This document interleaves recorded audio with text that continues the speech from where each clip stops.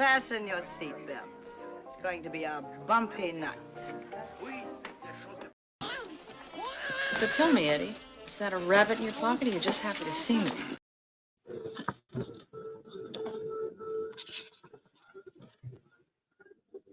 You're muted. Okay, sorry. It's so muted Yeah, for some reason. But okay, in case you weren't able to figure out, we are talking Halloween, specifically the 1978 OG classic from John Carpenter, not the Rob Zombie reboot, not the Halloween 2018, the supposed sequel to the first Halloween. Pretty much, no. We're talking the OG Halloween from John Carpenter from 1978, filmed on a budget of back in 1978 of $300,000. I just did a quick inflation calculation on another tab, pretty much, and that would be a little over $1.4 million equivalent to today, pretty much. So $300,000 is about a little over $1.4 million. That's the budget. It grossed $47 million, all right, at the box office, according to the trivia. Okay, at the U.S. box office back in 1978, which would be the equivalent of a little over $220 million. Okay, so how's my audio, chat? If I have to mute, let me again and unmute. Let me know, because StreamYard it's asshole pretty much. But equivalent to proving that you could do a movie on a budget. All right, movie on a budget of a little over just shy of 1.5 million, and it'd still be good. So Hollywood really does not have to do these 200 million, 300 million budget movies nowadays, which is insane. But anyway, so before I say hello to the chat, I'm share the screen to go into talking about Halloween. Orange Chat, let everybody know where they can find you and all that fun stuff. Well, you can all find me on my channel, Orange Hat. It's no longer Orange Hat Reviews, just Orange Hat.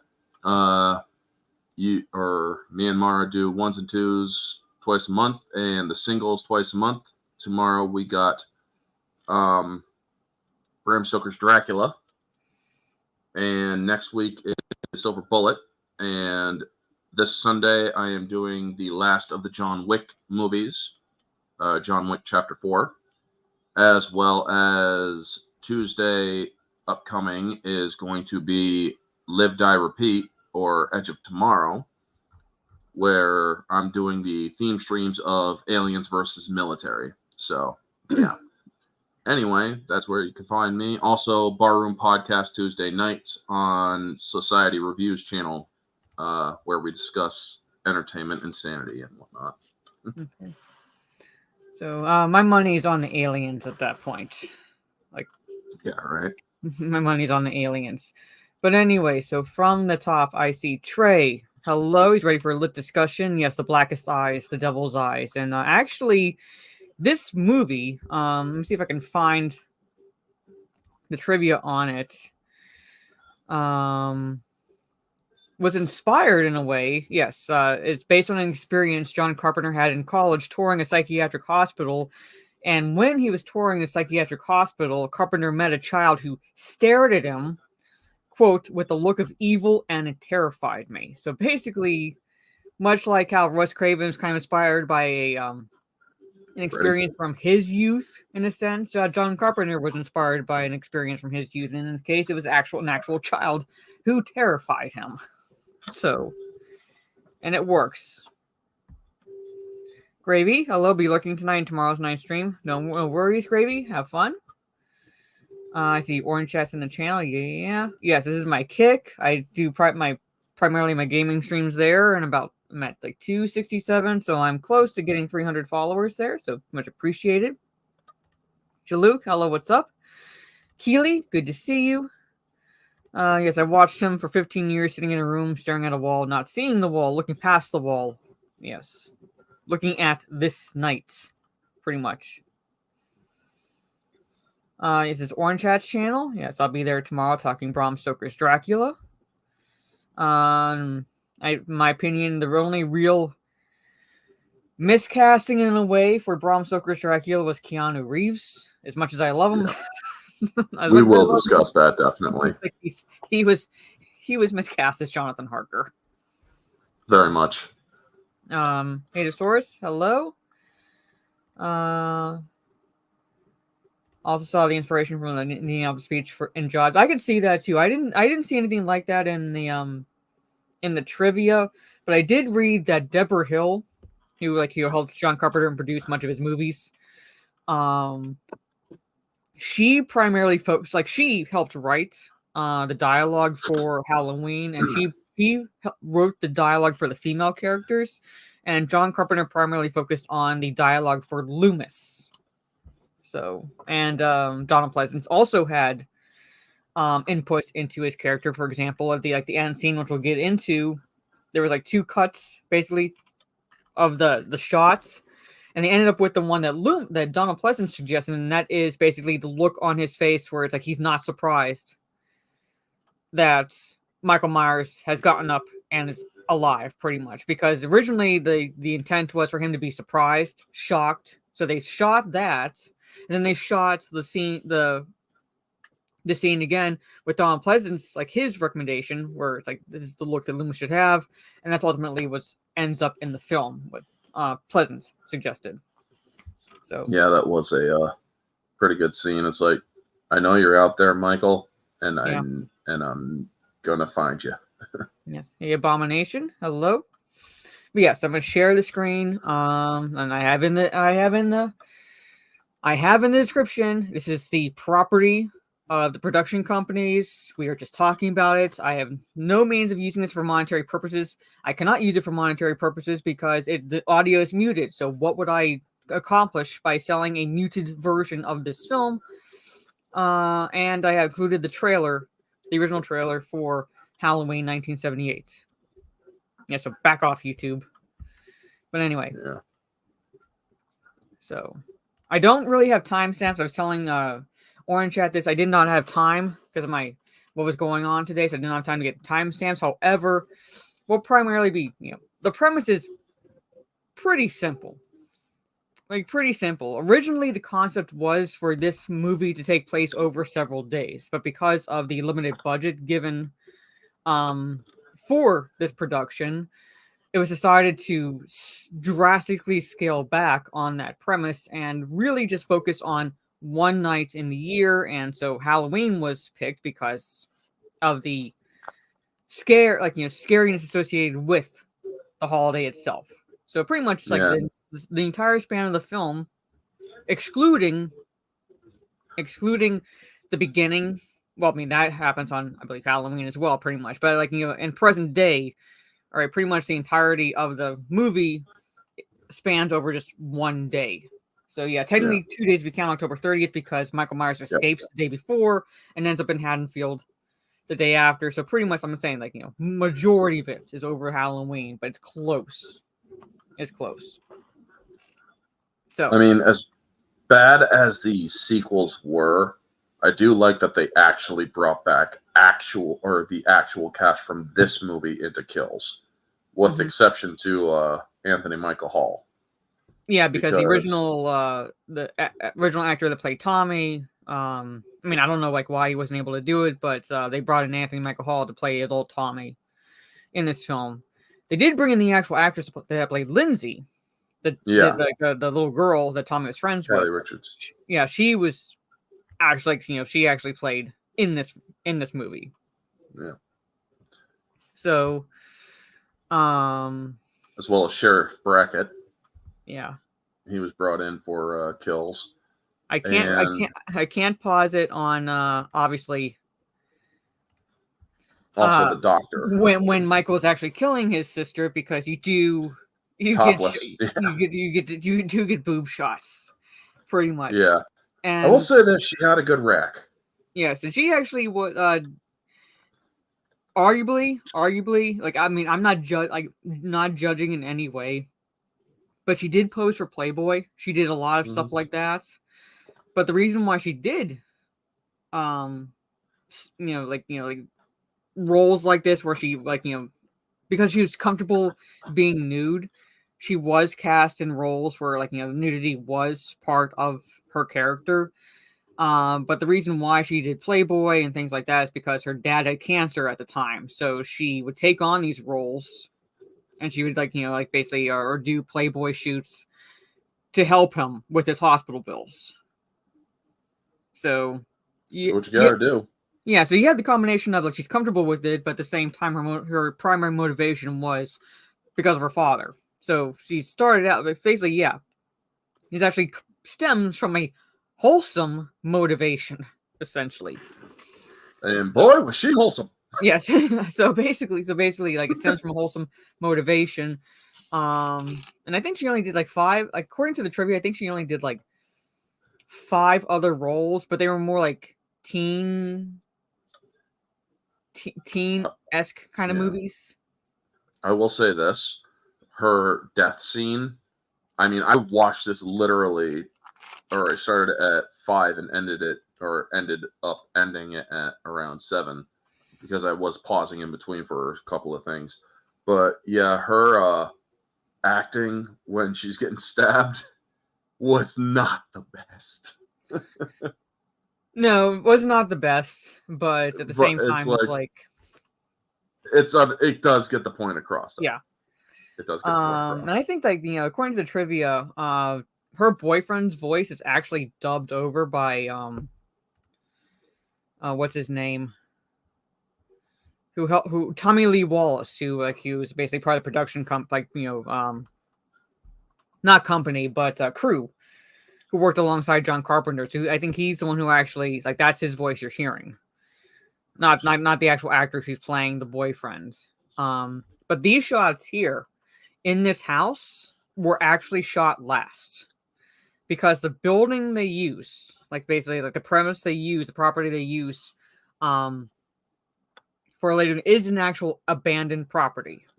So they used that. So basically what they did was they filmed all the present day scenes when the building was in the dilapidated condition it actually was in. And then once those scenes were shot, turned around, and you had the crew basically putting cleaning on the inside of the house, putting wallpaper up, like dusting the furniture, things like that. So all these scenes here where it's going through the house, that's like, those are the last shots for the film, but starts the beginning of the movie. Movies are never shot in sequence, and anybody who tells you otherwise, I mean, you maybe have a rare movie here or there that is, but movies are rarely ever shot in sequence. The only ones that I can say for certain were shot in sequence, and that was, like, because of basically a stipulation from either one or both of the comedic duo, and that was Laurel and Hardy. Mm-hmm. I think it was Laurel who insisted on shooting their films in sequence because he and Hardy would constantly ad-lib. Yep. So if they shot out of sequence, they'd have to remember what they said in a scene that happens later or something like that. So he insisted on shooting those films in sequence because of that very reason. Like, that's when I know for certain when they did that. But for the most part, everything is shot out of sequence because it depends on the location you're filming in, the availability of actors and so forth, because you have sometimes actors doing multiple projects at the same time, so you have to kind of balance that. Multiple reasons. But I'm saying, like, this is not like 2 locations. Like, you would think if they'd, like, pick 2 locations, like, one for outside shot looks dilapidated and one for inside shot, like maybe that could be a set or something. No, they actually went into this house and cleaned it up. And it does really well because the first person view of Michael going through killing, he walks right out of the house up to his parents. Yeah.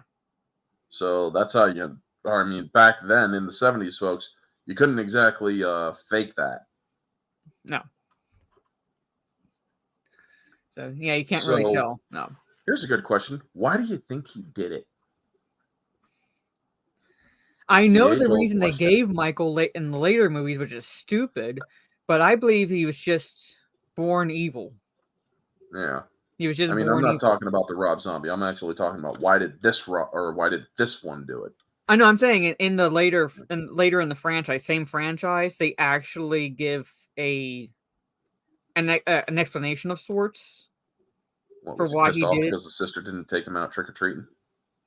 No, it introduced kind of like mind control in a way. Oh yeah. Like he was influenced by like a cult or like Yeah, like a a demonic curse, cult. pretty much. Yeah, Curse of Michael Myers. Yeah. So I said it was cringe. It was like stupid, pretty much. But they do give an Yeah, explanation. However, if we didn't have the sequels, I'm like he just decided that day, like he was born evil and decided like for whatever reason she didn't take him trick or treating or she didn't let him do something, and he just decided to I'm gonna stab my sister, pretty much. Like real no reason, because you get that iconic line from Donald Pleasance, Dr. Loomis, when he's talking about like trying to get through to a 6-year-old child and realizing that it's like there's nothing there. yeah. And I mean, the kid, when he comes out, he looks like he looks terrified, like he actually did acknowledge what he did. Mm-hmm. But it does make you wonder, was that the last bit of his sanity going at the moment? I mean, you could see right there. Yeah. Yeah. Possibility. He's starting to go blank right there. Yeah. But in the that point moment. But John Carpenter was pretty clear that the reason, how he crafted this character is he's not supposed to be relatable. Yeah. He's not supposed to be sympathetic at all in this film. He's a great white shark. Yes. He's not. He's basically, or all he knows is the impulse to kill. Mm-hmm. That is, or I mean, I'm surprised that he didn't try escaping, or because, well, in this continuity, the one that we're doing, I believe he gets his eyes shot out in the second one, but in the one that they have as the canon, you're telling me that this dude didn't freaking go out or try to escape at least once or twice after he was caught in 40 fucking years? Yeah, I'm saying that, it's like I was willing to suspend disbelief in that regard, but at the same time, it's like he's willing to break out when he's 21 and get to Haddonfield, and you're telling me in like for the 40 years prior to that, he just sits there and just stares and waits 40 years for like another opportunity? It just doesn't make any sense. Yeah. And when you have somebody like that, even from a serial killer perspective, they go dormant for a little while. Yeah. They don't ever go dormant for decades unless there is a reason to. Mm-hmm. I mean, him, yeah, sure. Maybe he was locked up and drugged up like a freaking mule. But come on. The moment he is lucid, he would have made a move. Yeah. Oh, yeah, he definitely would have made a move. And like you said, with serial killers, like they don't just stop. They don't just stop. There's generally a reason. Either they're dead, or they're incarcerated for another crime, or if they like target a specific area, they've moved to another area, but they still, but the pattern will still be there. It's just it'll stop in one location, pretty much, because they are no longer there. Yeah. But they don't just stop. Also, two actors were used for Michael Myers adult. Nick Castle and what's his name? Tony Moran, I want to say. Hold on. Yeah, I think it is Tony Moran. Because there's actually multiple actors played Michael in this movie. Throughout the years. Like 2 of which were the adults. Nick Castle for when they I believe when they unmask him. Yeah. So basically the shape, because like he's never really alluded, like referred to as Michael that much. He's always called the shape when talking about him. Well, even Loomis in the beginning of the movie when he's talking to Nurse, what's her name? He keeps on calling Michael it. Yeah. He refers to him as it. So the shape, Nick Castle throughout the movie, Tony Moran. Okay, Tony Moran was the unmasking. So Tony Moran was there, during the unmasking scene.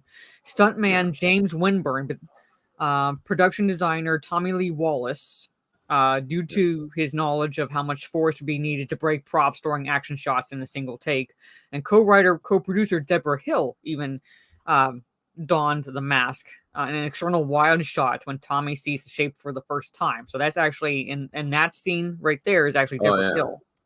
Yeah. So basically, they have like 5 individuals playing the shape for one reason or another throughout the film. Yeah. And when you see, And go ahead. I don't know if I can get a good shot of this, but when he breaks the window, I'll get to like when we're talking about Loomis, because he's like when we first see Loomis, he's driving with the nurse is driving, but they're going up to the asylum. The hand in. But when the window is broken, they taped a wrench or something. Yeah, I did notice that. I noticed that. And they tried to make it flesh colored, so when he hit the window, it broke, and they tried to mask it, but you can kind of tell he has something strapped around his wrist, pretty much. Yeah. Hey, Tina.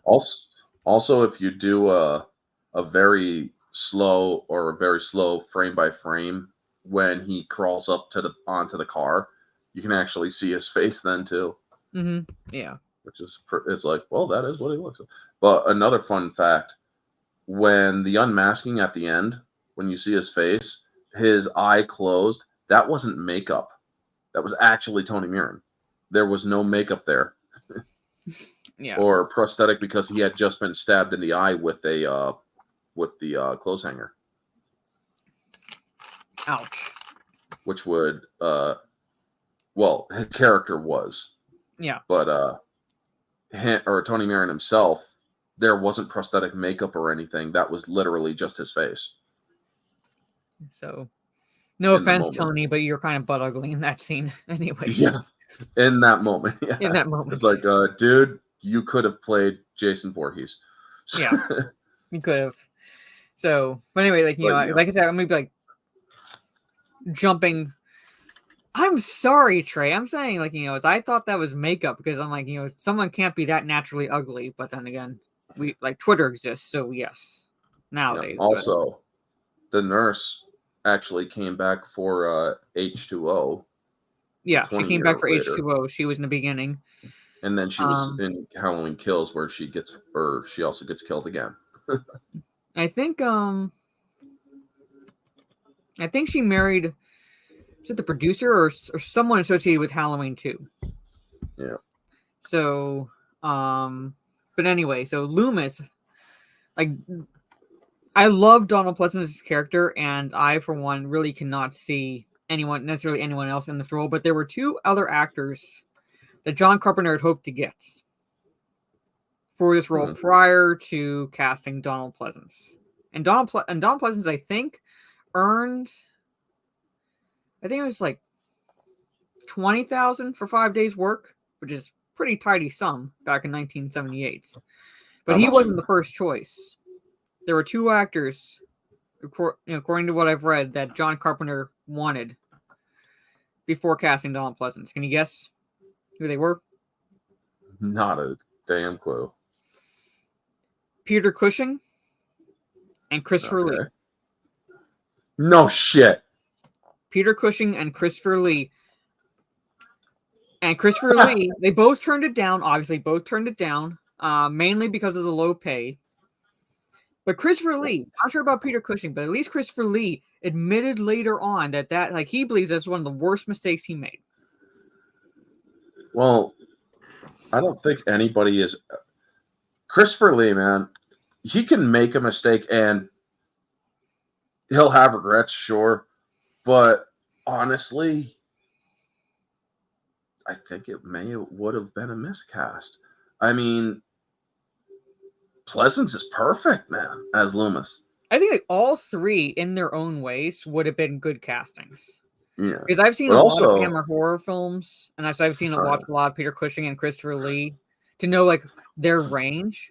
And I think all 3 would have worked. But Donald Pleasance like works. I mean, you got Christopher Lee's. I mean, the voice of Christopher Lee back then, even his younger voice, had a commanding respect. So it definitely would have worked. Mm-hmm. It would have worked. I'm not saying it wouldn't have. I mean, maybe it may have been I don't know. I mean, miscast might be wrong, but I'm definitely saying that. Yeah, I agree with you. In their own ways, it would have worked in their own ways. hey, maybe in a freaking multiverse, one of them did get cast. Who knows?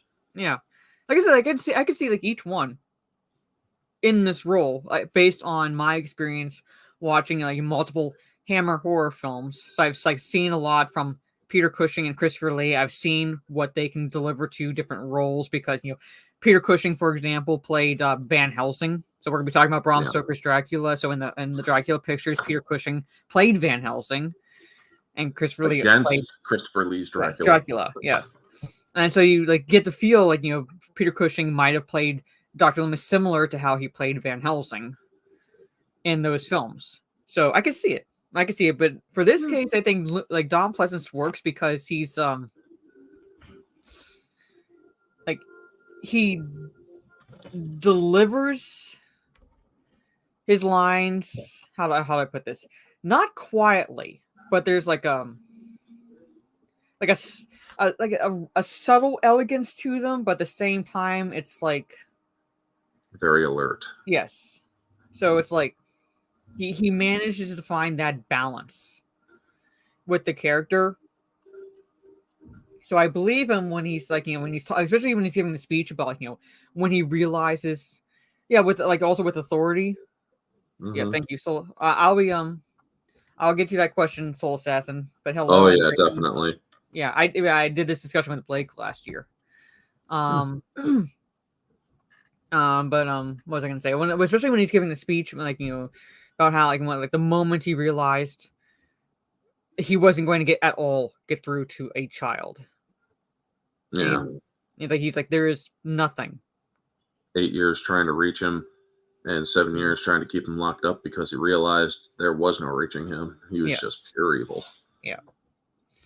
And to get into Soul Assassin's question, it's very when you see a psychopath idle, do not ever think that they are idle.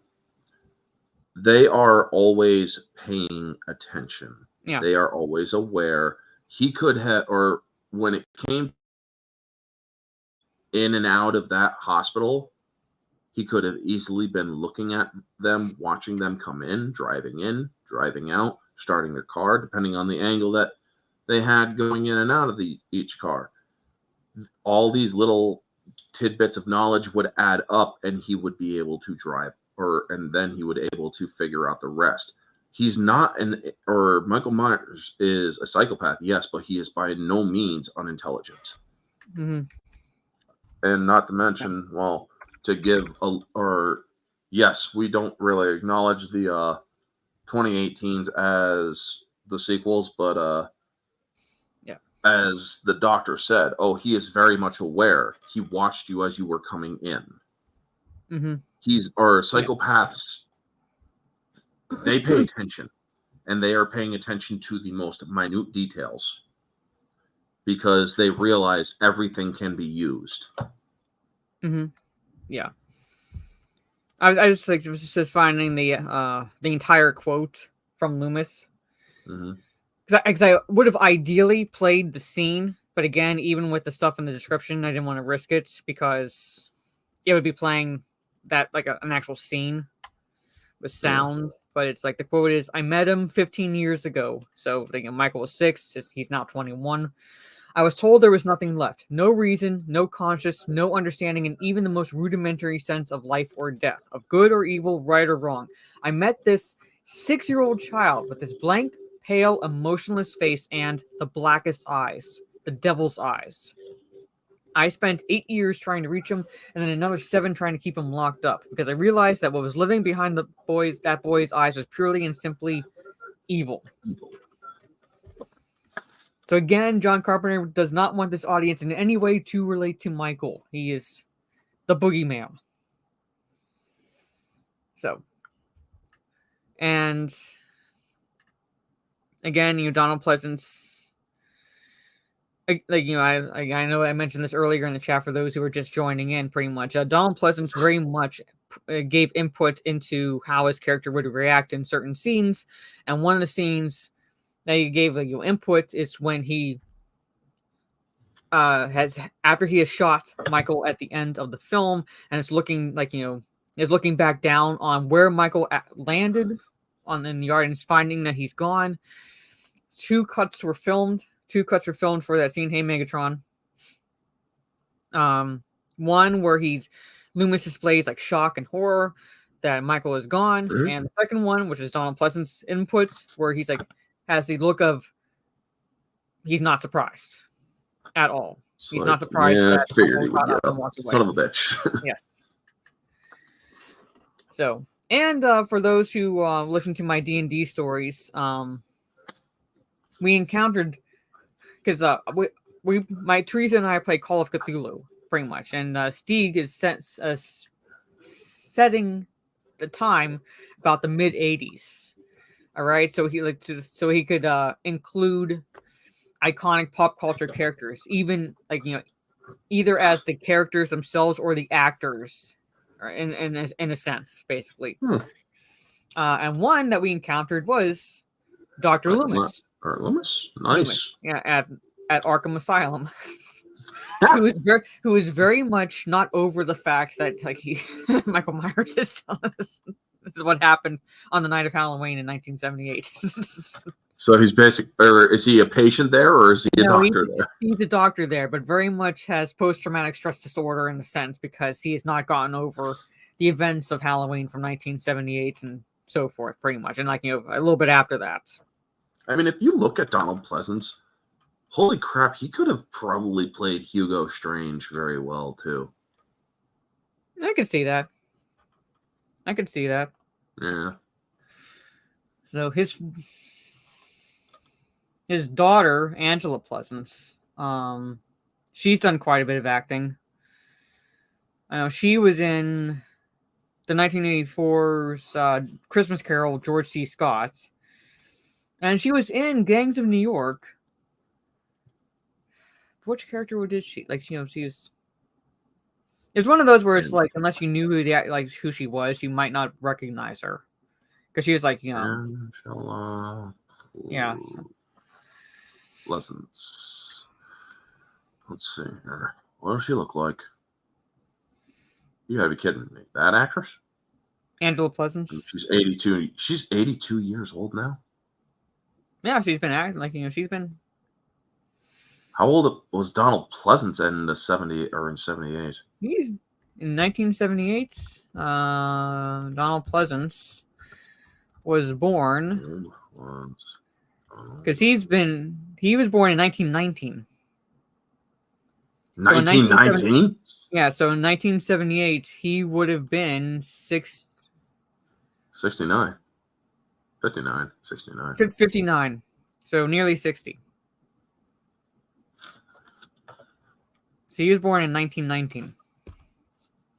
Age of death, or in 1995, he was 75 years old, not yet 76.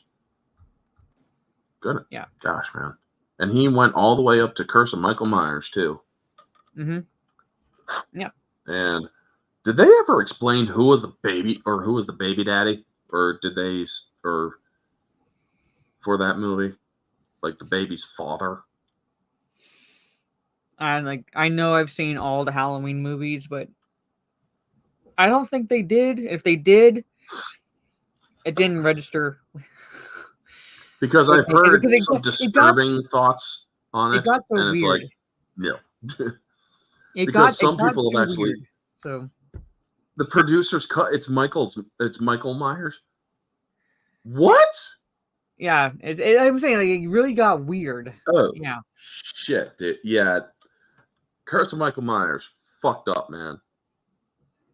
Good killing and whatnot, but no, never, no. Paul Rudd was in that movie. Yeah, and Paul Rudd's another one that's been around for a while and doesn't seem to fucking age. Oh, I can notice it, but yeah, he's aged. I mean, well. barely. I mean, obviously he's older, but if you look like say Clueless, he's aged like Tom Cruise. Yeah, it's it's like barely, just barely, he's aged, but at the same time, it's like, what's your secret? What's your right. So, see if I can get a shot of.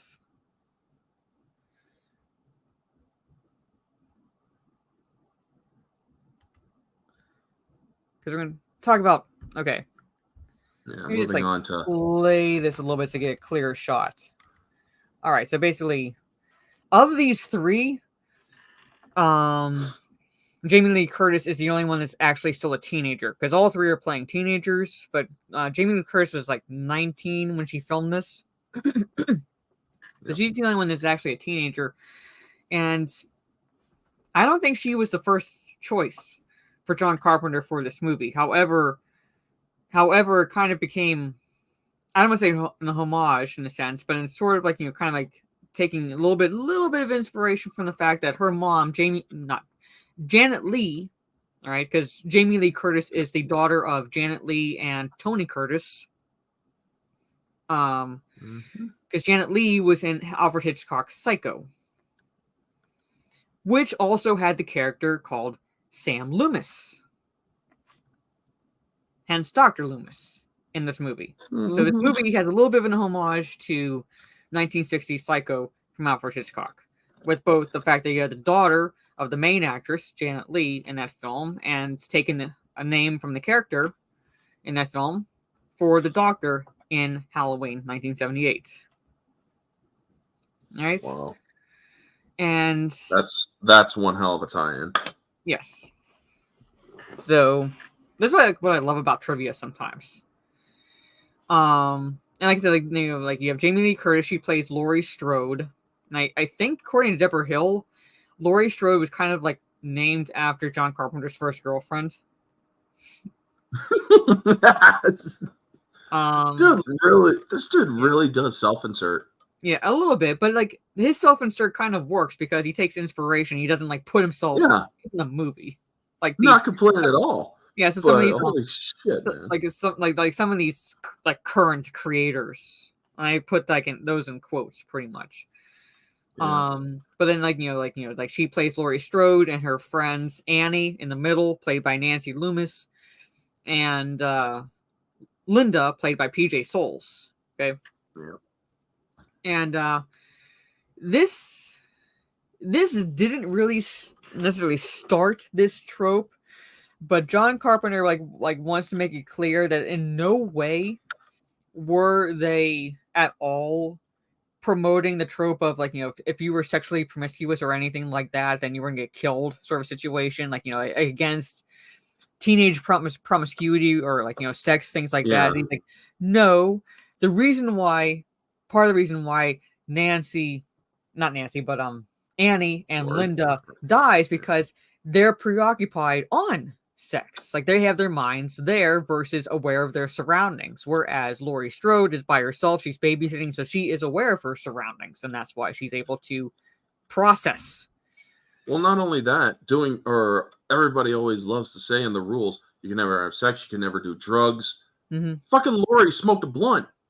Yeah, I'm saying the people, but like Carpenter makes it clear, in no way are they anti anything, in this film pretty much. But I'd say Friday the 13th was really the one that blew the door open for slashers, but this was the start, part of the start. But the slasher genre really took off with Friday the 13th in the 80s, in 1980 and then onward. One of the things I do like about this film, I mean, when I first watched this film to watch it, to do my own review on it for the first time watching, I honestly didn't give it a good review because this pacing for this movie was fucking slow. I mean, this is definitely a slow burn movie. Mm-hmm. But looking at it again after watching it multiple times, I can actually look at this movie from a psychological standpoint on Michael Myers, because certain things, like in this scene where they're actually, or a small later scene after Green Sweater here gets lost, where Michael drives by, looks at him, and then she yells out at him and he slows down. The reason, or the thing that stopped him, was the word kill. In the car. I think it was Annie, the one in the middle, who yelled at him pretty much, and then he stopped. Yeah, it's like, you're gonna get somebody killed. Just hits the brakes, and it's like he's fighting the impulse at that moment to just get out of the car and go after her. Mm-hmm. So It's just a really good examination. The reason why he targeted Lori, she stepped on his house. She stepped up to his door. That's the reason why he started stalking Lori. And that Lori. should have been the only reason, because like one of the things, and I'll go into this when we talk about the sequel, is I never liked they made them siblings. All right. I never liked the fact that they made them siblings, and that was motivation, Chad. But one bit of trivia that I think you'll get a kick out of, guys in the chat, is PJ Souls, who plays Linda. And the only other movie, and she's the one in the green on the right, the actress PJ Souls. And the only other movie that I remember seeing her in is Stripes, which is about a few or so years after this film, pretty much. It's like, I think Stripes is like 1981, thereabouts. So that's the only other movie I've seen PJ Souls in. However, at this time, Souls is dating, well, depending on what trivia you read, she's either dating or married to, but either way, she's with Dennis Quaid. All right, so they're together. Nice. Yeah. And after this movie was released, she and Quaid went to a screening of Halloween. And when I say screening, I don't mean like in one of those special private screenings that Hollywood does. I mean like they actually went to a theater with, a bunch of us, like normal people. Something I don't like, for one of a better way of putting it, pretty much. And they were watching the film. She was in like they were in the fourth row. And the scene where she thinks it's her boyfriend coming in, and she's saying, "Like what you see," it's like she says that line. In the film, you like, yeah, or see anything you like. A guy sitting in the row in front of her shouts out at the screen, "Hell yes, I do!" Not realizing that she's sitting right behind him. Oh shit! And Dennis Quaid, he asked her, do you want me to confront him? Like he whispers to her, do you want me to confront him? And PJ, to her credit, had a pretty based response. She was actually amused at that. Holy shit, man! So she basically told Dennis, no, it's okay, it's okay. She actually enjoyed that. She got a kick out of it. Yeah, I mean, holy shit, man! And that's the thing, folks. Back then, they didn't do all those fancy red carpet premieres. You actually had to pay your own ticket to go in to see the movie that you starred in. Yeah. So yeah, she must have been flattered. I mean, hell, she's asking, you see anything you like, and this guy just shouts, shouts in the theater. Hell yes, I do. Yeah, dude. Oh shit. So I got. She was flattered. She was definitely flattered, Trey. Yeah. I mean, being Dennis, I would have been I would have said the same thing. It's like, you want me to kick his ass, or you want me to smack him? You want me to do something? No. No, she was fine. She was fine. She took it gracefully, man. She took it gracefully because, hey, she agreed to put him up there. Yeah. Are you really going to get pissed because people like him? I'm saying, it's she would probably be called based nowadays. Given, how she responded. Definitely. So basically, the Rob Zombie version of that bitch is just twisted. Yeah, because she gets off having sex in the Myers house. Yeah. Yeah. So anyway, I sadly watched those movies, and it's like when I saw McDowell. I'll be right back. I think my dog's whining outside my door. Yeah, when I saw McDowell as Samuel Loomis, I'm like, oh, Jesus, why would you do this to me? He is like the worst person you could have picked for Dr. Loomis. But yeah, I did like Danielle. Yeah, Danielle Harris is Halloween royalty, man. She played Jamie Lloyd. And honestly, I thought she did pretty well. She actually was a good actress for the Rob Zombie's Halloween. just the fact that she went topless in that movie. It's like, no, man, I saw you as a kid. That's just twisted. Fuck. That's just not nice. That's just not right. No, fuck, man. That's why I don't watch any more of Rob Zombie's shit. Because you never know what kind of twisted shit he'll do. I was not a fan of the Rob Zombie one for multiple reasons. One of which, I wasn't a fan of him making the family white trash. Like, thus kind of giving Michael Myers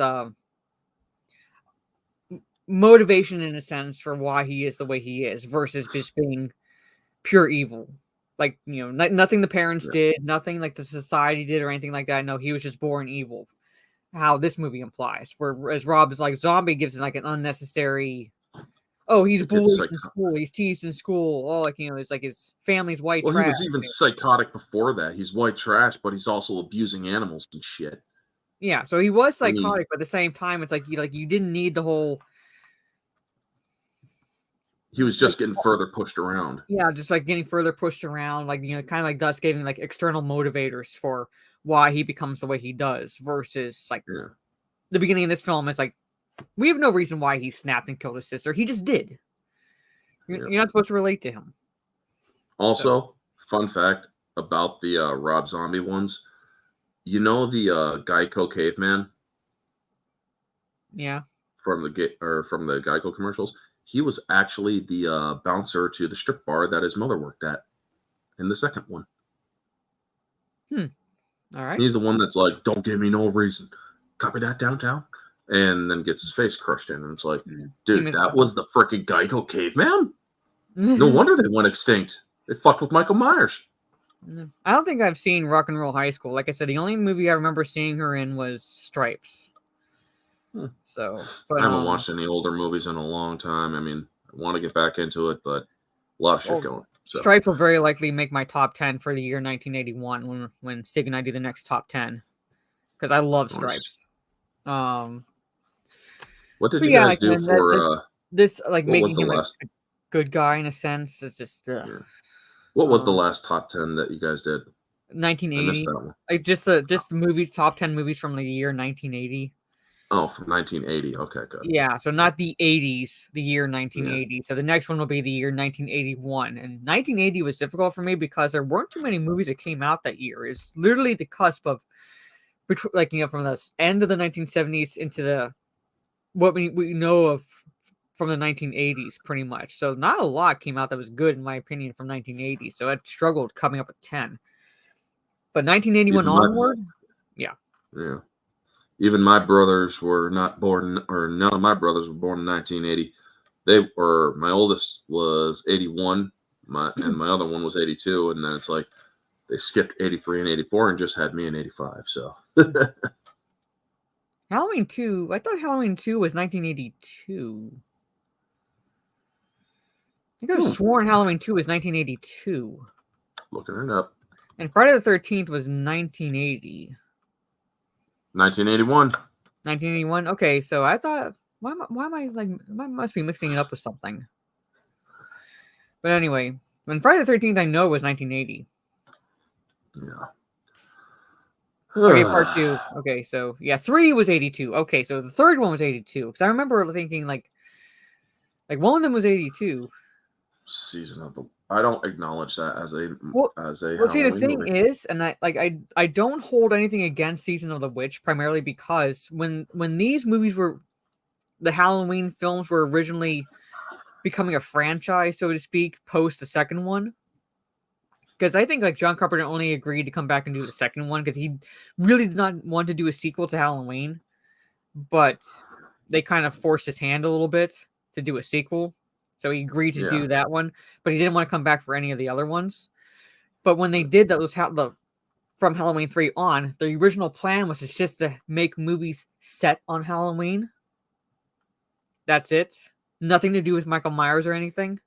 But when people saw Season of the Witch and there's no Michael Myers, they were upset. Because they're like, where the fuck is Michael Myers? Because they associated Michael Myers with was becoming a Halloween franchise, which is why they brought him back in part 4. But originally, he was going to only be 1 and 2, and that's it.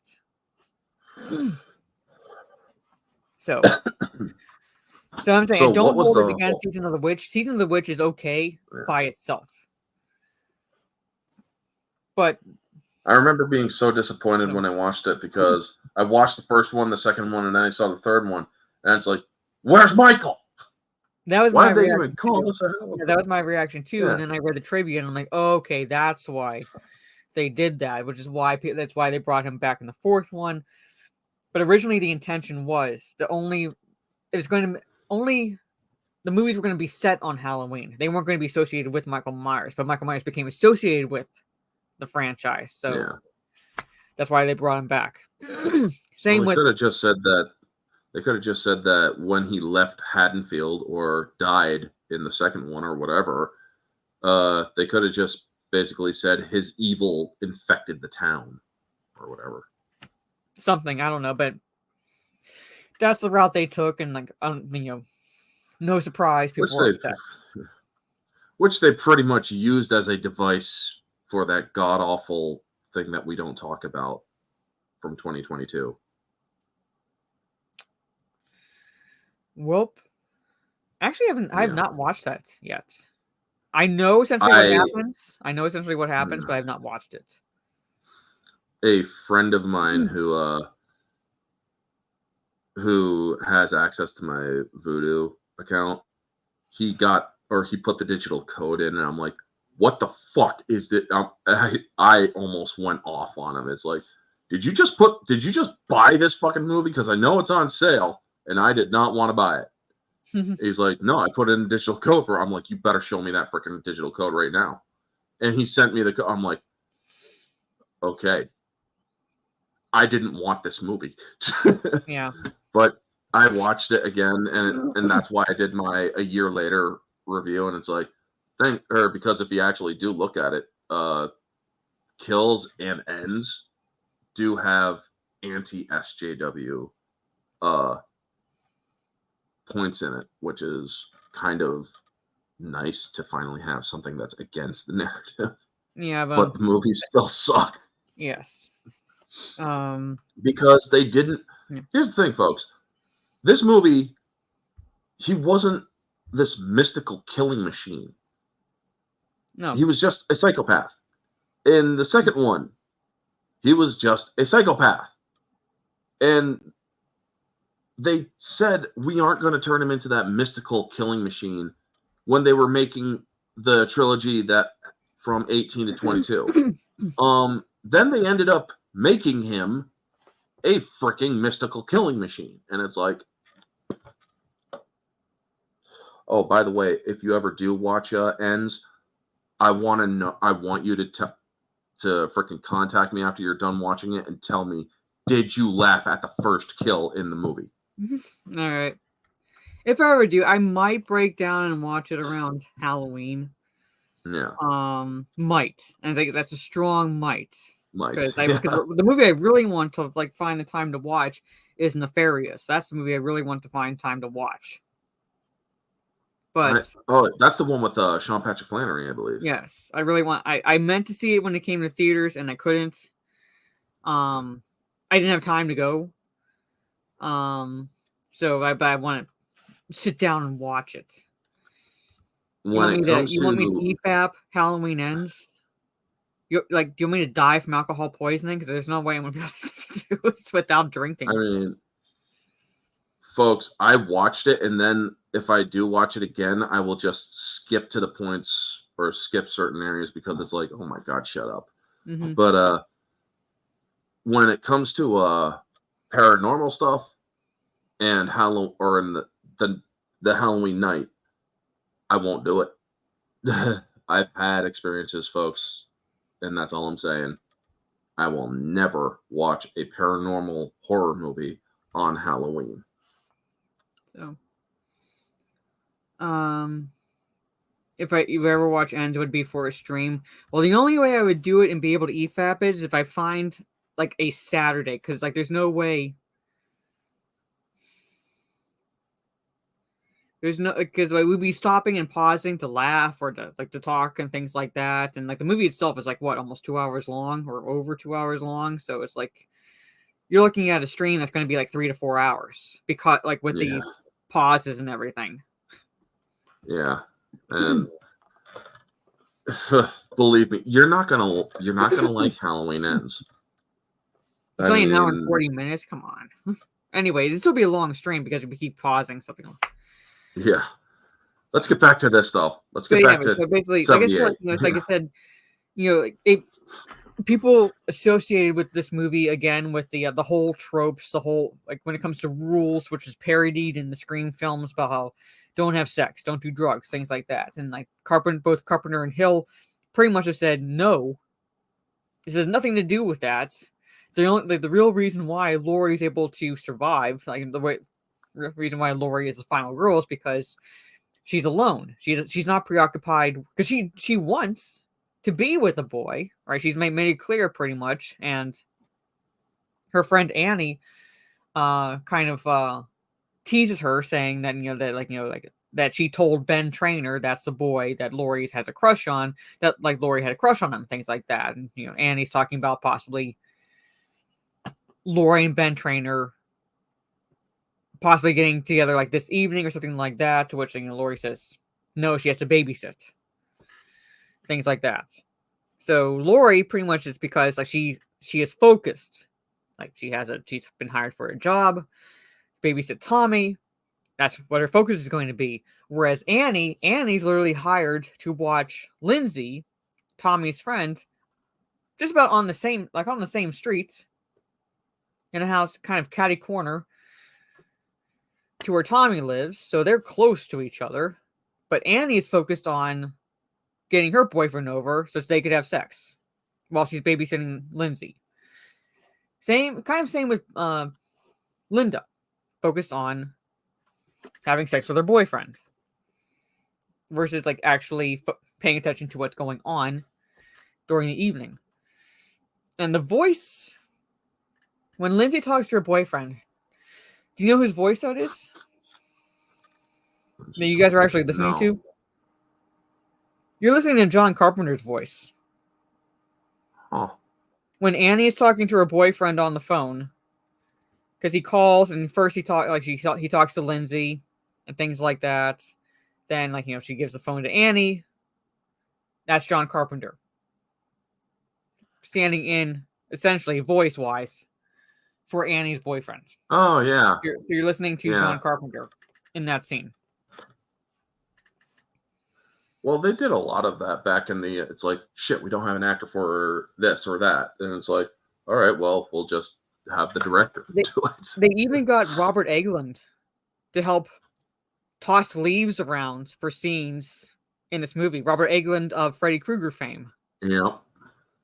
Like he worked on this movie as part of the crew essentially. So you have Robert Englund as part of this. He was tossing the leaves, and they actually had to paint fake leaves for certain scenes because this was filmed, I believe, in California and it's supposed to be set in Illinois. And while yes, Illinois does not have palm trees or anything like that, like one of the movie mistakes people claim for this film is the fact that there are still green leaves on the trees. And yes, I could kind of see that as possibly a little bit of a movie mistake. However, having lived in the Northeast pretty much my entire life, depending on how strong the tree is, depending on the type of tree, there's still green out there. Mm-hmm. Where I live, there's still green. We got green here too. Yeah. Currently. So that's not really a movie mistake. I mean, it kind of is noticeable, but it'd probably be more noticeable to people who are not used to it.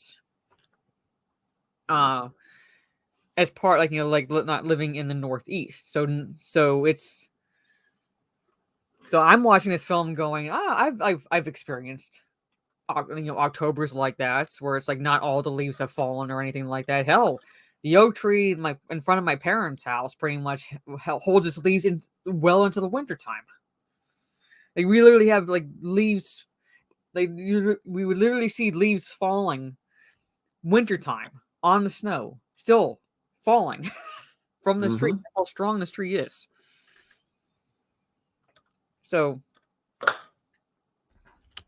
So I really did not notice. I really did not notice. Like it didn't like like I said, like maybe like the palm trees might like if I were paying close attention would have stood out, but for the most part I was like that looks like a like Trey points out that looks like a Midwest town. Mm-hmm. So they did at least a decent job in that respect. Fun fact: when back in the '90s, when I was a kid doing trick or treating and stuff, we had people dress up like Michael Myers, Freddy Krueger, and Jason just walking around the town. Mm-hmm. It was so freaking fun. Nowadays, if you do that, you're likely to get shot. Probably. And they don't even have trick or treating anymore. They have honk or treat, where you go up to the back end of cars in the park, get your fill, and go home. That's how bad it's gotten, folks. Yeah, well, the only reason I would at all defend that is if you lived in a neighborhood where walking on the street is not safe. Well, walking out on the street up here is fine. We're a very conservative area and we protect our kids. But it's like, seriously, man. Well, I don't mean like safe as in like crime or anything. I mean like safe as like for walking on the streets, because there's some streets where it's like not really safe to walk on. Like no matter like how careful you are. So in that case, I kind of can see like places doing that just so kids can like trick or treat in relative safety. Safe trick or treating and whatnot. Yeah. I mean, I get that too, but up here we don't have that problem. We got good streets up here. We got all that, or there's nothing really. But it's because of, well, it's becoming an old notion. Is how some of the freaking town council and whatnot are saying, and I'm like, oh, go eat a dick. Yeah, pretty much. I literally told the town, or when I visited the town council, I was like, eat a dick. That's a bullshit reason. Yeah. We won't hurt kids, or we'll protect our kids in this area. They won't go out, but our parents should go out with their kids. Mm-hmm. Yes. I mean, but back in the 90s, they trusted us to go do it ourselves. It was fun. I miss it. Halloween 2 did The Blade and the Apple. Yes. Also, another movie, the original Night of the Demons, did that as well. And the original Night of the Demons not only had a final girl, but the black character survived. Yeah, there you go. And what year was that? I'd have to look that up. Original Night of the Demons. Because they did a remake, so I had to make sure it's the original. 1988. Oh, there you go. The first black guys that survived in a horror movie was, what, 1988? It wasn't LL Cool J. Yeah, so... like everybody continues to make the claim of. Yeah, so you had the final girl and the black character surviving, and that movie also included how the blades in the apples, but I'm not going to say how.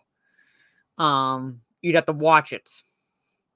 You'd have to watch the movie to see. Yeah. It's one of those movies where it's like, where you always have those trope characters. Essentially, I'm not talking just like final girl. I'm talking like what is it like? It's like kind of like one-dimensional type characters. Like the jock, the stoner, things like that. It's where like the jerk ex-boyfriend character was actually the smart one. Like you're not supposed to like this guy in Night of the Demons because he's kind of a jerk, but he's the only fucking smart one in the entire group. Yeah.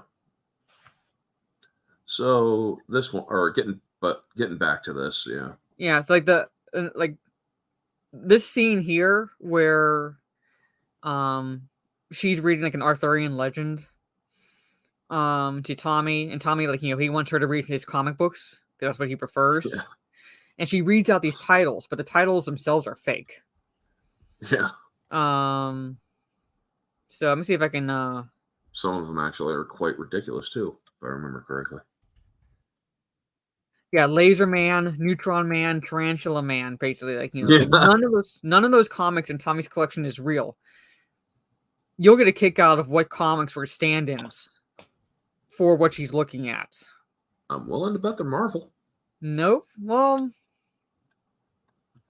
I can't or remember. Dark Horse or I can't something. remember if it's if this character is property of that or not, but it was copies of Howard the Duck comics. Mm-hmm.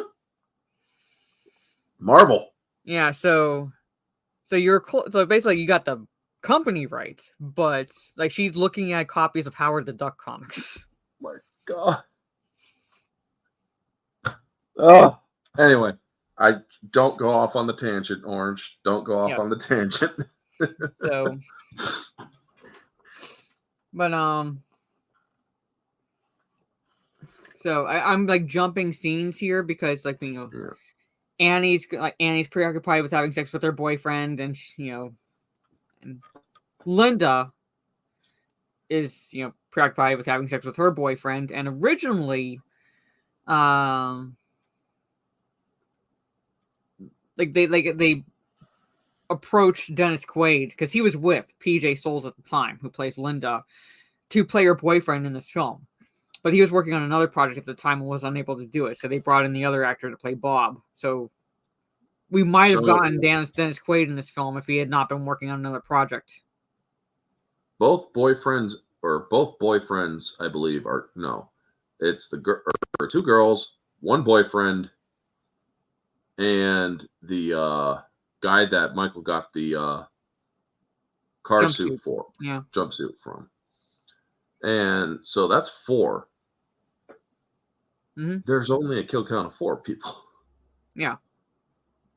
Well, except for the dog. So there's a 5th. So, which I would count pretty much. And like that scene, like I'm not going to show that scene. And like it's just my own quirk in a sense where it's like I don't like.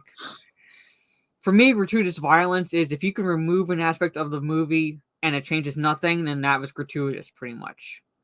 Yeah. So if you see an animal getting killed and you can remove that and nothing changes of the plot of the film, well, that's gratuitous to me, sort of situation. Like 2 dogs because he killed and it's like partially ate one, which you don't see, but like 2 dogs. But the scene where he's choking the German Shepherd, again, I skip over that because of my own quirk. That's the dog's trainer. Yeah, when I saw that, I'm like, oh damn. Yeah, that happened on screen. So basically, that shot where you just see the legs, like the dog's being held up. The trainer's kind of holding the dog like this. Yeah. Right, and then gently lets it down. And then like when after the scene was filmed, they slowed it down for the final cut. Mm-hmm. Yeah. So that's how they did that scene pretty much. So basically the trainer is holding the dog and putting it down. And then they slowed it down to make it look like Michael was strangling it. So yeah. The mechanic guy was off screen, but he only killed 4 people in the the mechanic guy was off screen, but you did see the body. Yeah. You did see the body. So I mean, that's the thing. A lot of people don't realize he only killed 4 people. And then in kills, he kills 37 people. And also in the first one, or in 2018, he kills I don't know, 4 or 5.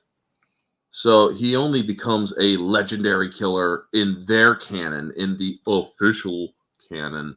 He only becomes a legendary killer in Halloween Kills because he finally kills scores of people. Mm-hmm. Yeah. But he kills a lot in Halloween too, so it's but then they came out with Halloween 2018. Like, no, this is the definitive sequel. All right. I mean, I know the Halloween franchise got weird, but come on. Yeah. Well, okay, because I haven't seen Halloween 2 in literally 20 odd years, maybe going on 30 years. So I saw it in my early 2-digit years. Yeah, get Busta Rhymes. Yeah. Trick or treat, motherfucker. Like, that was fucking weird. Yeah. Well, that's better than the fucking digital mask from the previous one. Yeah, and speaking of the mask, William Shatner, according to what trivia I've read, William Shatner didn't find out until years later the kind of mask that was used, and he actually sued because of that. And technically, and it was settled out of court, and to William Shatner's credit, he donated the settlement to a charity. So he didn't keep the settlement; he donated it to a charity. So to his credit, he did that. However, technically, it could have been thrown out because that mask right there, what they used in the film, was a Captain Kirk mask, which William Shatner does not have the rights to that character. So it wasn't a William Shatner mask, technically. It was a Captain Kirk mask. So Shatner really had no legal ground for that court case. So technically it could have been thrown out if they hadn't settled out of court because of that reason. And all they did was uncombed the hair, cut out the eyes a little bit wider, and bleached the face. Yeah. And this one wasn't even perfectly bleached. I mean, you can actually see a discoloration. Let me find the trivia, because there were other masks that they looked at. But yeah, I decided to get this because I wanted it. And then I've been having a lot of fun with it. I'm pretty sure I'll get up to like 10K views eventually with the first one, but I finally hit 3,000 views with the Michael Myers got caught relaxing. One was a clown mask. Yeah, the original. Okay, before Captain Kirk was chosen for the mask, other masks considered including, okay, so other than the clown, Richard Nixon, Spock, and Emmett Kelly. Who is Emmett Kelly? Emmett Kelly was you know that sad clown face? Oh, yeah. That guy. So he did a lot of he was an actor and writer, born in 1898, died in 1979.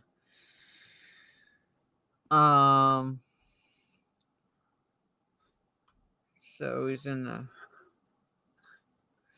he's probably best known for the Greatest Show on Earth, it's like that the sad clown face sort. But anyway, so yes, yeah, Nixon Myers. I am not a killer. Yes. Yeah. I am not a killer. Yes. I am not a killer.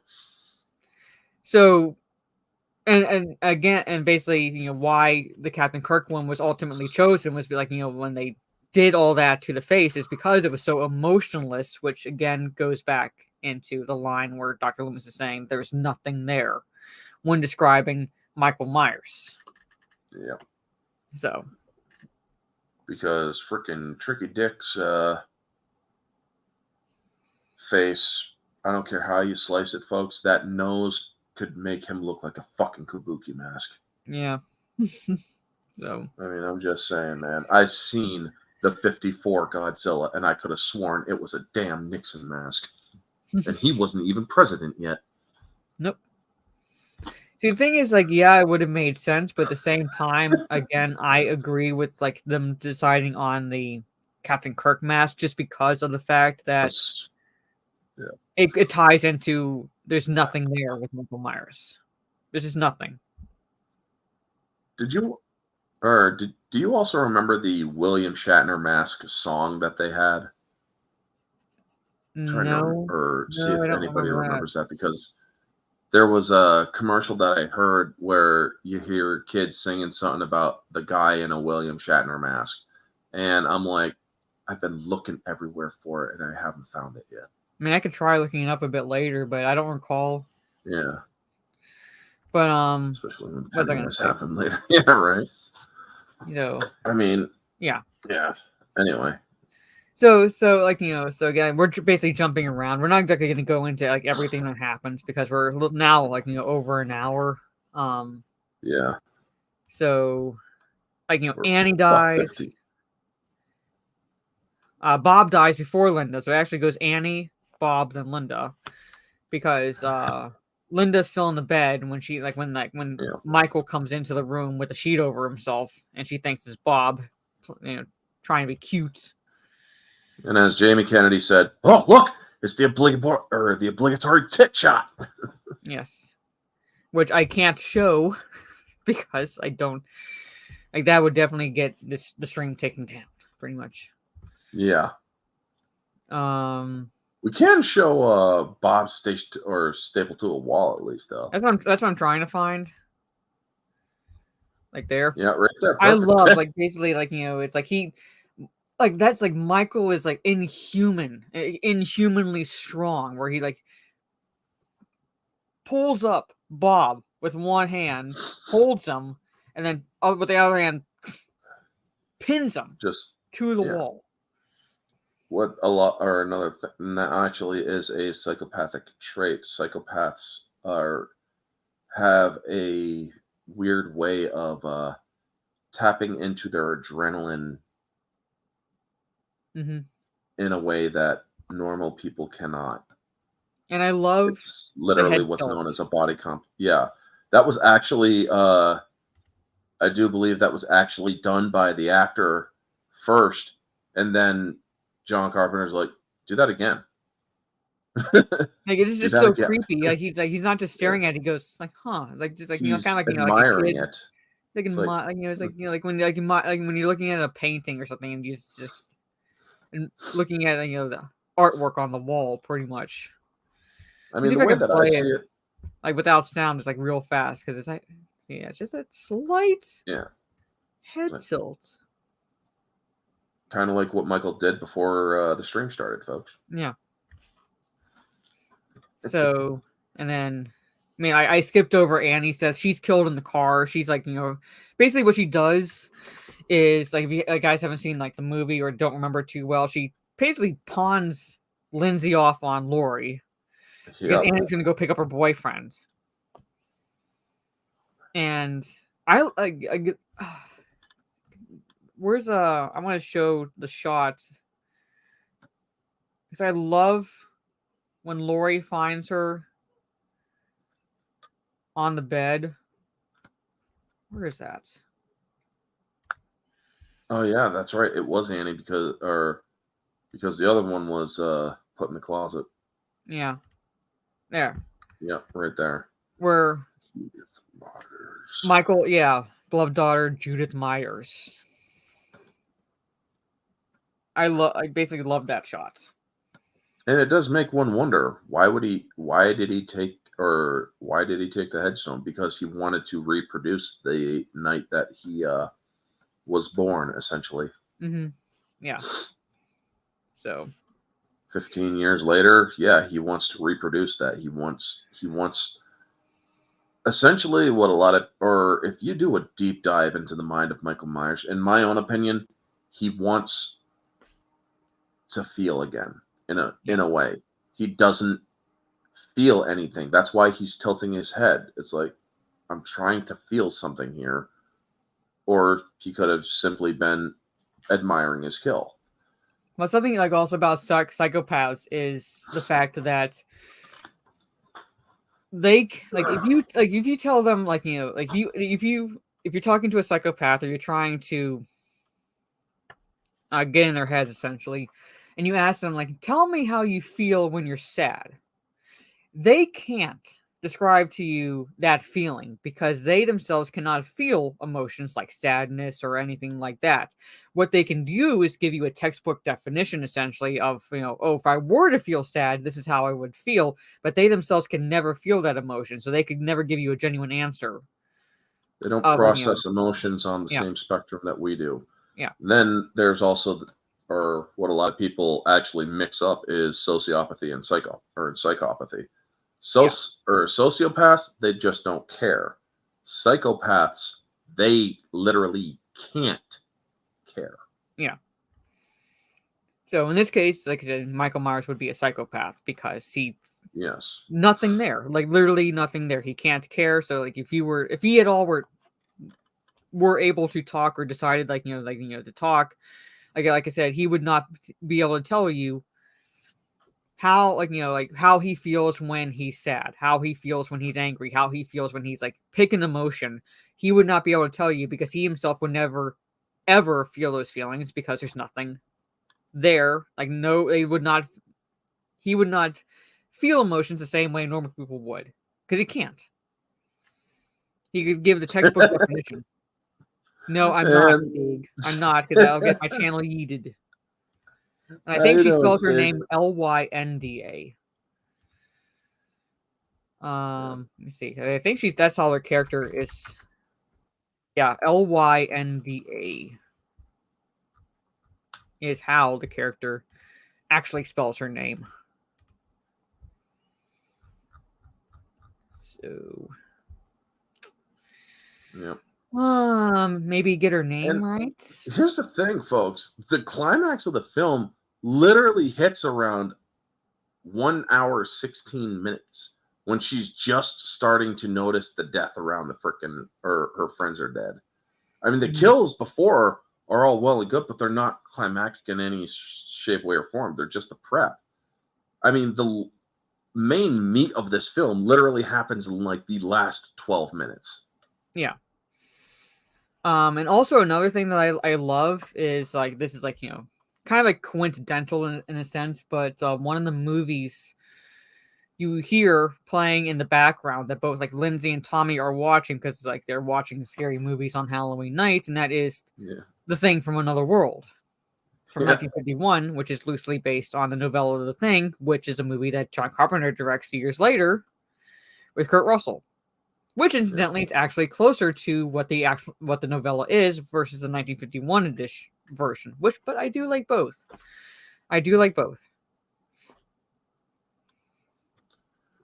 All right. So. But yeah. So that's like another little tidbit, which, like I said, is like more like a coincidence versus like purposeful. Yeah. Given like what John Carpenter directed years later. Like basically, yeah. Go ahead. Well, I'm saying like it's like really this is a meet. She's discovering Annie's body. She discovers Linda's body because Linda's hanging in the closet, and so forth. So like now both are like she's discovering both her friends' bodies. And one of the things I will say about the meat of the movie, when she is in that kitchen trying to get out and whatnot, just before this area here. When she's actually trying to get out, it's like, I'm sorry, if I knew that, or if I saw that the rake was holding the door, my hand's already going through that window it's not going to take me like 15 minutes just to realize the damn thing is stuck, It's like, okay, stuck, boom, hands going through. That just took way too long. A little bit. Yeah, it's like Jamie turn around. I love how like this shots where it's like it cuts from her to the shape, and you're seeing he's just getting closer and closer. He's getting closer and closer, much like the shark in Jaws, pretty much. Like you could almost like I'm not saying remove John Carpenter's music because his music like does make these scenes, but like basically remove that music and like add in the dun dun dun dun. Dun, dun, dun. Like the thing from Jaws, pretty much, and that's what it feels like. Agreed, Stig. Agreed. Her character was not smart in this movie. Well, she's a teenager. I mean, she's a teen. Yes, I give her a pass because she's a teenager. They're not going to think like an adult. But I mean, yes, I will acknowledge that. However, there are certain things that it's like, I don't care who you are. If you're hopped up on adrenaline, you're scared, sure. You're not going to think rationally. I get that. But there are some things that she could have, would, or should have done differently. I mean, well, then we wouldn't have the horror genre. We wouldn't have the horror genre if people were smart or entirely smart. Then again, everybody handles fear differently. Yeah, so I'm saying like she's a teenager. She's supposed to like it's like I do make fun of like horror movie tropes in that way, but at the same time, she's supposed to be a teenager. She's supposed to be like 16 years old. They're not going to be thinking like adults. Yeah. So Well, I give she's her a supposed to pass. be 7. Yeah, she's supposed to be 17 or 18 or whatever. Yeah, so I'm But I giving her a pass. or I do like how she picks up the flower pot and literally throws it as high as she can at the house. That's like, okay, yeah, that's smart. Loud clattering noise will wake the kid up. Yeah, I'm saying like it's like Yeah. so yes. Well, she thinks he's dead, and there's shock is settling in.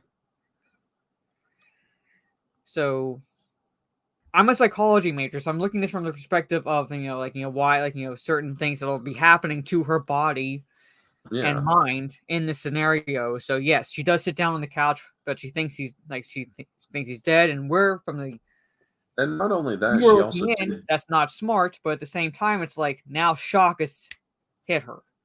Well, yeah, because also her body was in a full adrenaline mode when she Yeah. was getting out of that house. She had just fallen downstairs. She had just had her arm slashed. So shock and adrenaline are coursing through her. Yeah. I mean, even from a psychological standpoint, you can understand that's going, or when she finally has that cool down period in that room where before she hits him with the knitting needle, yeah, your body's going to be like, oh, just it's bleeding your adrenaline out of your system. Yeah. So you are going to be a little fatigued. But if it's not fully out of your system, you're going to get that extra boost and you get a freaking needle in the neck. So, yeah. So, and I also like she also has never experienced anything like this before. So it's like, how do you prepare for something like this? Yeah. I mean, it's easy. It's kind of easy to be. I mean, I'm not trying to. Nope, she was not being retarded, Stieg. You're just a curmudgeon. You're just a curmudgeon. You're basically an old coot who has dubious taste in films sometimes. Because it's easy to be an armchair spectator and say what you would do in that scenario. All right. But at the same time, she's a teenager. She's never experienced anything like this before. She doesn't realize how inhuman he is. It's like he's just a man to her at that point. So it's a shock to her when he does get up because she's not expecting him to get up after that scenario. And yeah. Alrighty, I got about 10 minutes before I got All right, but yeah, we're at the end pretty much. So basically, she survives Michael Myers' son, and in a sense is ultimately saved by Loomis, who's basically patrolling the streets because he has determined that Michael's come back as it's Halloween night, because of because of Haddonfield, because of his home, to recreate the events from 15 years prior. He hears the scream. Yeah. Well, he hears the screams and sees the children running from the house because Laurie sends them out, which is smart of her to do, get them out of harm's way. And Michael's already just risen up like a freaking vampire after he got stabbed in the chest. Yeah, I'm saying it's like you stab someone in the chest, you're not expecting them to get back up the way he does. Yeah. I mean, I do love how he just rises up and just is like, he's like, his head just turns. Stieg, like, oh, can you put away your boomerness for just a second and think about how people handle situations differently? Yes, she makes a lot of noise, but at the same time, she's a teenager. She's never experienced this shit before at all in her life. All right, not everybody's a fucking Viking. Yeah, and some people handle these situations a lot differently. So yes, she does make a little bit of noise, but at the same time, it's like Michael would have fucking found her anyway. Yeah, I mean, he's not exactly stupid. She opened the windows to try to throw him off. Didn't exactly work. Stupid. Yeah, he's not stupid. But he's ultimately saved by Loomis, who sees the children run out of the house, figures out that must be where Michael is because why would these children be running and screaming in terror? All right, so he comes in, shoots Michael all 6 rounds. He has a revolver, shoots him all 6 rounds. Michael falls through the window, down onto the ground. See, Stieg, you can say all you fucking want. All right, you're dying on that hill alone. Anyway, falls on the ground. she's crying, sitting, and she's like, yeah, that's like what the line I have on the thumbnail. That was the boogeyman. Yeah. And he's like, as a matter of fact, it was. Yeah. And this is the scene where he's looking down, and like this is his input, and like one of his inputs for his character in the movie, where it's the look on his face is, I'm not surprised Michael's not there. Yeah. And then you hear the cutting between all the different scenes, and you hear the breathing under the mask. I mean, Yeah. the grunts and the breathing was fine, but it's like, oh, oh, oh. It's like, dude, do you have a fucking ape underneath that mask? Yeah. Because that was one of the things that did kind of throw me off. Yeah. It's like, I'm like, okay, enough of that, please. Stig, shut up. But this is like the look on his face. I wanted to show the look. That's his input pretty much. Yeah. So. I mean, like I said, when I first saw this movie, it was a slow burn up to what it was. Objectively, I would put this movie about a 7.5 to an 8. Because for those of you who, or some people want you to get into the killing action immediately. Some people need that or appreciate a slow burn. I'm the former. I want it to get into it, and having a slow burn where the meat literally takes place in the last 12 minutes of the film. It's like, I waited all that for this? Come on now. But yeah, I've actually come to appreciate the movie. Don't get me wrong. I do appreciate it, and I do like it. However, from an objective standpoint, this movie is definitely a slow burn. So, yeah. So there it is. That is Halloween, and next week we'll be talking the actual sequel to Halloween, Halloween 2 from 1981, not 2018, because I was willing to give it a chance, but Kills On, I'm like, yeah. I mean, nope. The 2018 one is good in my opinion, and he burned up in that house. He fucking died in that house. Yeah. That they should have ended it there. Because no. But they had to make it a trilogy, and I had to ruin the character in that trilogy. But yeah. But anyway, that is Halloween from 1978, chat. But anyway, so yes, we'll be back next week talking 1981's Halloween 2. So come check that out. And then tomorrow, and Orange Hat will go into this, we'll be talking Bram Stoker's Dracula. So thank you to everyone for hanging out with us. And Orange Hat, let everybody know where they can find you and all that fun stuff. And the stream for tomorrow. You can find me on Twitter. You can find me on my YouTube channel. It's just Orange Hat now. It's no longer reviews. You can find us tomorrow on to talking about Bram Stoker's Dracula. Got some pretty cool trivia for that one, folks. I am going to be showing it, or not scene by scene, but some shots here and there, because I do have it mirrored over to YouTube where I can watch it on YouTube. So yeah, assholes in whatever thing, don't fucking strike me. But also next week we will be doing Silver Bullet, because that climax takes place in Halloween, so it's closer to Halloween. And Sunday is Wick Sundays, and I'll be announcing the next work or Sunday night stream topics then. And Tuesday is Aliens versus Military, which is Live, Die, Repeat.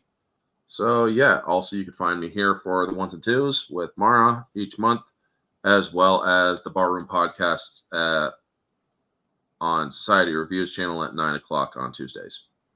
All right. Again, I don't think I'm going to be able to stream. Well, if I am able to stream, it'll be on Twitch. I kind of doubt it, because I have some stuff I have to handle, like do with family, pretty much, because my sister, it was determined that her car was the insurance company deemed it totaled. So she's in the process of buying another car, and she's using the money she got from the part of the insurance insurance payout of sorts towards the new car, and I had to kind of be available of sorts tomorrow afternoon. So if I'm able to stream, I'll be streaming tomorrow afternoon on my Twitch channel. If not, then the next time I'll be streaming gaming wise, it'll be on Kick on Friday, most likely doing possibly 2 gaming streams, one in the afternoon, one in the evening, both playing the new Spider-Man game, which officially drops at midnight, basically Friday, so October 20th, which I have pre-downloaded already, so it's ready to go. Just have to figure out when I'm going to be able to play it, but that is the plan for Friday. Saturday, I'm not able to do Talk Nerdy, so I don't know if Steph will do a solo stream or not. So I'm hanging out with my siblings in the evening. Sunday should be Texas Chainsaw Massacre in the evening, and then normal streaming schedule after that. Pretty fucking much. So yes. On that note, ladies and gentlemen, have a good rest of your day or evening, depending on where you are in the world, and we will see you all tomorrow on Orange Hat's channel and next week on my channel for the second of the ones and twos. All right, take it easy, folks.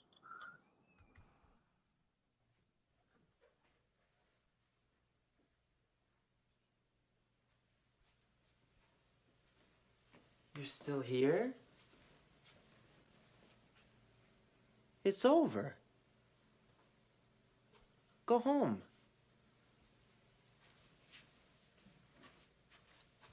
Go.